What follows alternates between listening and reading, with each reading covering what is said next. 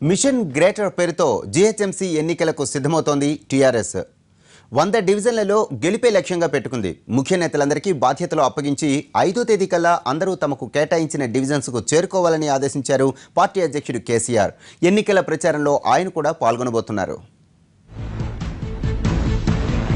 GHMC ఎన్నికల్ని ప్రతిష్టాత్మకంగా తీసుకున్న టీఆర్ఎస్ అధ్యక్షుడు కేసీఆర్ లెజిస్లేచర్ పార్టీ మీటింగ్లో నాయకులకు దిశానిర్దేశం చేశారు. ప్రభుత్వ పథకాల్ని ప్రజల్లోకి తీసుకువెళ్లడంపై ఎమ్మెల్యేలు శ్రద్ధ చూపడం లేదని, ఎన్నికల్లో అంతా చురుగ్గా పనిచేయాలని ఆదేశించారు.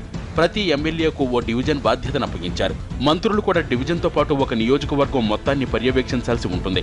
5వ తేదీ సాయంత్రానికల్లా అంతా డివిజన్స్కు చేరుకుని 6న మీటింగ్స్ పెట్టాలని ఆదేశించారు.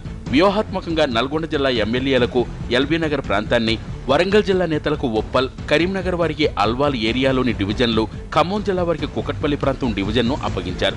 ఇక నారాయణఖేడ్ ఉప ఎన్నికలు జరుగుతున్నందున ఆ నియోజకవర్గంలోకి వచ్చే గ్రేటర్ డివిజన్ల వ్యవహారాలను చూసుకోవాల్సిందిగా హరీష్ రావుకు బాధ్యతలు అప్పచెప్పారు.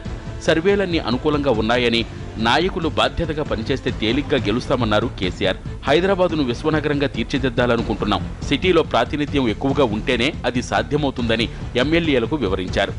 గ్రేటర్ హైదరాబాద్ ఎన్నికలకు సమాయత్తం కావడానికి పార్టీ పరంగా డివిజన్ల వారీగా మరి కొన్ని కమిటీస్ వేసుకొని ఈ 19 మాసాలలో ప్రభుత్వం చేసినటువంటి మంచి కార్యక్రమాలు, ఎప్పటికప్పుడు ప్రజలకు చేరువుగా జరిగినటువంటి అనేకమైనటువంటి